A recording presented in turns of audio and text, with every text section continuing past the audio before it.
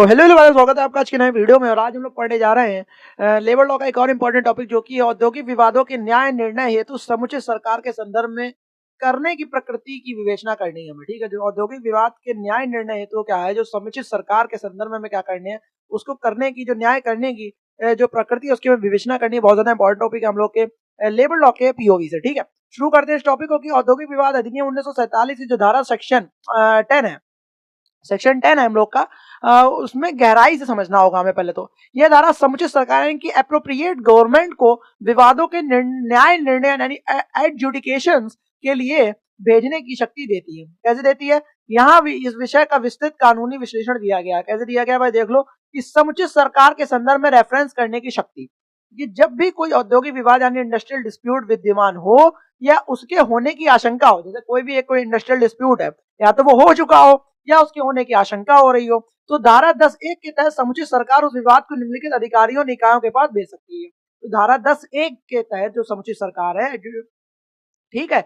वो क्या कर सकती है, उस विवाद को निम्नलिखित अधिकारियों, जो नीचे दिए गए अधिकारी या कोई निकाय होगा या जो बोर्ड होगा या जो भी एक मतलब एक तरीके से संस्थाएं होगी उनके पास वो भेज सकती है। कार्रवाई बोर्ड देख लेते हैं, यानी कि बोर्ड ऑफ कॉन्सिलेशन। कॉन्सिलेशन अगर देखें तो विवाद के समझौते के लिए इसको सरकार, समुचित सरकार भेज सकती है। जांच न्यायालय यानी कोर्ट ऑफ इंक्वायरी, विवादों से जुड़े तथ्यों की जांच के लिए। श्रम न्यायालय, लेबर कोर्ट, द्वितीय अनुसूची के जितने भी मामले होंगे उनके पास भेजे जाएंगे। औद्योगिक अधिकरण, इंडस्ट्रियल ट्रिब्यूनल यानी द्वितीय और तृतीय अनुसूची के मामले के लिए औद्योगिक अधिकरण को भेजा जाता है। संदर्भ रेफरेंस करने की शक्ति, यानी रेफरेंस करने की शक्ति की प्रकृति या नेचर ऑफ पावर क्या है। यह प्रश्न आपकी परीक्षा के लिए बहुत महत्वपूर्ण है, क्योंकि न्यायालयों ने बार बार स्पष्ट किया है कि सरकार की यह शक्ति प्रशासकीय एडमिनिस्ट्रेटिव है।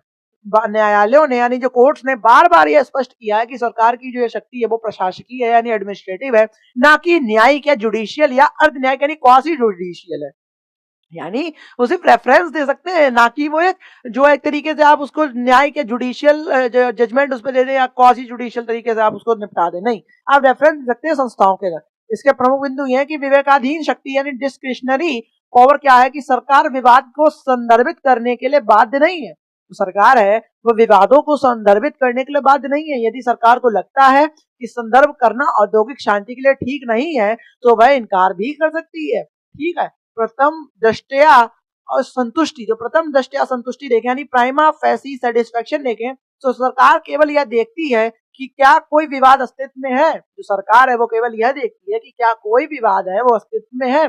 वह विवाद के मेरिट, कौन सही है कौन गलत है, उसका फैसला नहीं दे सकती। वो सिर्फ ये देखती है कि कोई विवाद अस्तित्व में है या नहीं। अगर है तो पर्टिकुलर संस्थाओं को भेज दो, नहीं है तो उसको जिम जाने दो, उससे मतलब ही नहीं होगा। जब नहीं है तो नहीं है, लेकिन तुम उस पर जजमेंट नहीं दे सकती कौन सही था कौन गलत था, बीच के तुम करता धरता नहीं बन सकती सरकार। ठीक है, न्यायिक समीक्षा देखते हैं। न्यायिक समीक्षा जुडिशियल रिव्यू देखते हैं, चूंकि यह प्रशासनिक कार्य, एडमिनिस्ट्रेटिव कार्य है, इसलिए न्यायालय सरकार को संदर्भ करने का आदेश नहीं दे सकता। इसलिए क्या होता है, जो न्यायालय है वो सरकार को संदर्भ करने का आदेश बिल्कुल भी नहीं दे सकता। लेकिन यदि सरकार का निर्णय दुर्भावनापूर्ण, मालाफाइड जिसे कहते हैं, दुर्भावनापूर्ण से है, तो न्यायालय उस निर्णय को रद्द भी कर सकता है।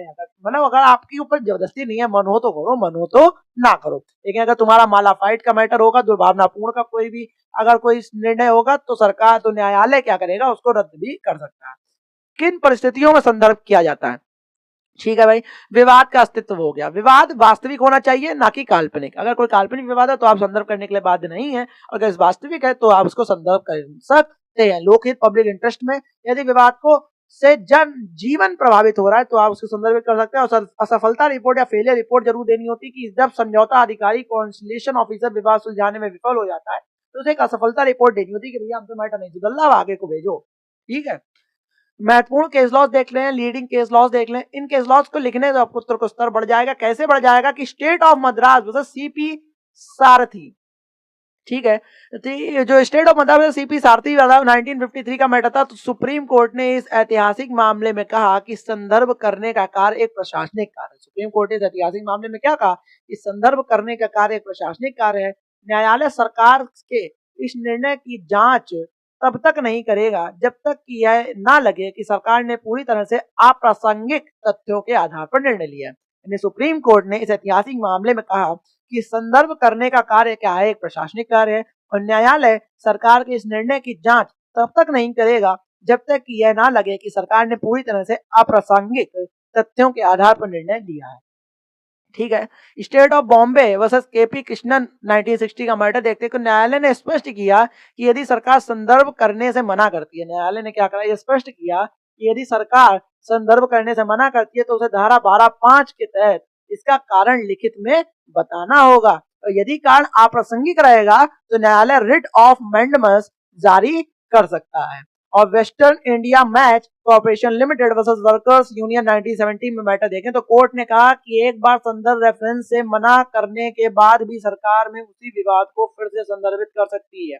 कोर्ट ने इसमें बोला कि अगर एक बार सरकार ने किसी के रेफरेंस में किसी से मना कर दिया हो या बताने से एक बार रेफरेंस से मना कर दिया कि नहीं हम करेंगे, संदर्भित नहीं करेंगे, लेकिन वो उस विवाद को बाद से दोबारा से रेफरेंस कर देते, अपनी बात से वो पलट सकती है, कोई दिक्कत वाली बात नहीं, क्योंकि यह क्या है, एक प्रशासनिक शक्ति है, ठीक है, ना कि जुडिशियल शक्ति।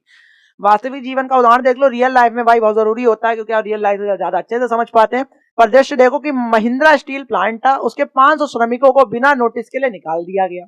श्रमिक यूनियन ने श्रम आयुक्त के पास शिकायत की, समझौता अधिकारी कॉन्सुलेशन ऑफिसर दोनों पक्ष में सुलह नहीं करा पाया और अपनी असफलता रिपोर्ट सरकार को भेज दी। अब क्या होगा, सरकार की क्या भूमिका रहेगी, अब यहाँ सरकार समुचित सरकार यह देखेगी कि क्या इस विवाद से कानून व्यवस्था बिगड़ सकती है। यदि सरकार इसे औद्योगिक अधिकरण ट्रिब्यूनल को भेज देती है तो यह संदर्भ रेफरेंस कहलाएगा। सरकार यह तय नहीं करेगी कि श्रमिक सही है या मालिक, वह केवल केस को आगे जज ट्रिब्यूनल के पास भेजेगी, ना कि उसको खुद जजमेंट करेगी उसमें। संदर्भ की सीमा या लिमिटेशंस क्या होती हैं, सरकार विवाद को बदल नहीं सकती, जो विवाद है वही संदर्भित करना होगा। ठीक है, सरकार यह नहीं कर सकती कि श्रमिकों की मांग गलत है इसलिए हम केस नहीं भेजेंगे, यह काम कोर्ट का है ना कि सरकार का। यदि विवाद बहुत पुराना है, स्टेल डिस्प्यूट है, हो चुका है, तो सरकार संदर्भ करने से मना भी कर सकती है, रेफरेंस करने से मना भी कर सकती है। और एंड में इसका निष्कर्ष यह निकलता है कि संक्षेप में धारा 10 के तहत जो समुचित सरकार है, संक्षेप में देखें तो धारा 10 के तहत जो समुचित सरकार है उसकी शक्ति एक प्रशासनिक सेतु यानी एडमिनिस्ट्रेटिव ब्रिज की तरह है, जो विवाद को फैक्ट्री के गेट से निकलकर न्यायालय के गलियारे तक पहुंचाती है। और इसका उद्देश्य विवाद के समाधान करना और औद्योगिक लोकतंत्र को बनाए रखना है। और यहाँ पे हम लोग का ये समुचित सरकार का रेफरेंस कैसे होता है, क्या होता है, वो आपको समझ में आ गया होगा। बिल्कुल ही इजी टॉपिक था। धारा 10(1) के अंतर्गत, धारा 10 के अंतर्गत पूरा ये समुचित सरकार का रेफरेंस का मैटर दिया गया है। और मेरे हिसाब से आपको समझ में आ गया होगा, सारे केस लॉ समझ में आ गए होंगे, कोर्ट क्या कहता है क्या नहीं कहता है। और नहीं समझ में आया तो 1.5x की स्पीड पे लगा के दो वीडियो को देख लेना। और ऐसी वीडियो आते रहेंगे आपके लिए लेबर लॉ के लिए, थोड़े बहुत बचे हुए हैं, बिल्कुल जो क्रीम बची है वो मैं आपको भेज दूंगा। 13 तारीख तक आपका सब कुछ सिलेबस कंप्लीट हो जाएगा, कोई दिक्कत वाली बात नहीं है। 13 तक आपका सब कंप्लीट है और तब तक आप हिस्ट्री ऑफ कोर्स अपनी पढ़ते हैं, ठीक है। और तब तक के लिए जय हिंद, जय भारत।